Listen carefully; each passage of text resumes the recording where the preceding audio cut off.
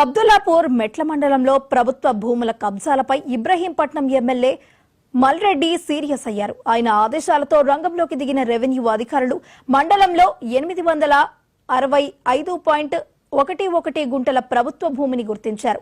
ఇందులో 379.25 గుంటలు ఖాళీగా ఉందని ఎంఆర్ఓ సుదర్శన్ రెడ్డి తెలిపారు. బాటసింగారం అనాస్పూర్ గ్రామాల్లోని కబ్జాలపై చర్యలు తీసుకున్నామని, తన పేరు వాడుకుని కబ్జాలు చేసే వారిపై కఠిన చర్యలు తప్పవని ఎంఆర్ఓ హెచ్చరించారు. ప్రభుత్వ భూముల జోలికి వస్తే ఎంతటి వారైనా ఉపేక్షించబోమని ఆయన స్పష్టం చేశారు.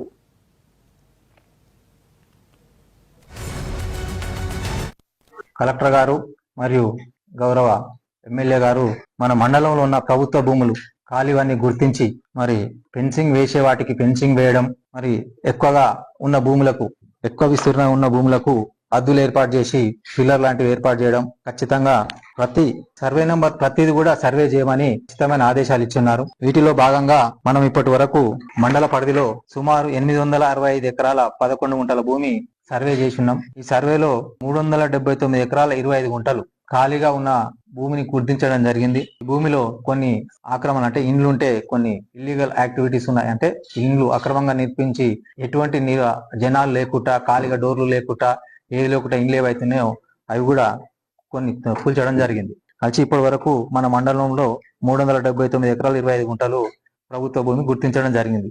లేదు, వాళ్ళ అనుచరులు ఏదైతే చేసిరో అట్టి దాని మీద ఖచ్చితంగా విచారణ చేయడం జరుగుతుంది. గౌరవ ఎమ్మెల్యే గారికి అయితే దాంట్లో ఎటువంటి అది లేదు. ఎందుకంటే గౌరవ ఎమ్మెల్యే గారే అట్టి కాలనీ మీద నా మీద ఆరోపణలు ఎవరైతే చేస్తారో వాళ్ళ మీద కఠినమైన చర్యలు తీసుకోవాలని సారే చెప్పారు. ఖచ్చితంగా ఎందుకంటే వారికి దృష్టిలో ఏది లేనట్టు ఉంది. ఎందుకంటే వారు ఎవరైతే అతని పేరు వాడి ఏదైనా అక్రమాలకు పాల్పడి కఠినంగా చర్య తీసుకోవాలని కూడా ఆదేశించడం. అనవసరంగా మా ల్యాండ్లు గులగొట్టారు. అక్కడ పక్కన ఊరు ఎమ్మెల్యే మనుషులు ల్యాండ్ సాఫ్ చేస్తుంటే మా అనవసరంగా వచ్చి మా భూములు ఎన్నో ఏళ్ళ కింద కట్టినాయి, మా ఇల్లు గులగొట్టారు. దానికి ఎలాంటి సంబంధం లేదు. అదే అలాగా సర్వే నెంబర్, మా సర్వే నెంబర్ అలాగా. మా ముత్తాతల కాలం నాటి గత 70 ఏళ్ళుగా ఇళ్ళనే ఉంటున్నాం మేము. 70 ఏళ్ళు మా తాతలు ముత్తాతలు కాంచి ఇవాళ వచ్చి మా ఇల్లు గులగొట్టారు సార్. ఎకరం 5 గుంటలు ఉంటుంది సార్ మాది. మా ముత్తాతల కాలం నుంచి ఇన్నే ఉంటున్నాం మేము.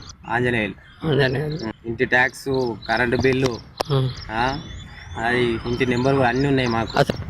ఇక్కడ ఉన్న వాళ్ళు ఫోన్ చేస్తే తెలిసింది మాకు. ఇక్కడ ఉన్న వాళ్ళు ఫోన్ చేసి, మేము పనికాడు ఉంటాం కదండి, ఉన్న వాళ్ళు ఫోన్ చేస్తే తెలిసింది మాకు. అట్లా ఐడియా మాకు అయింది టైం అంతే.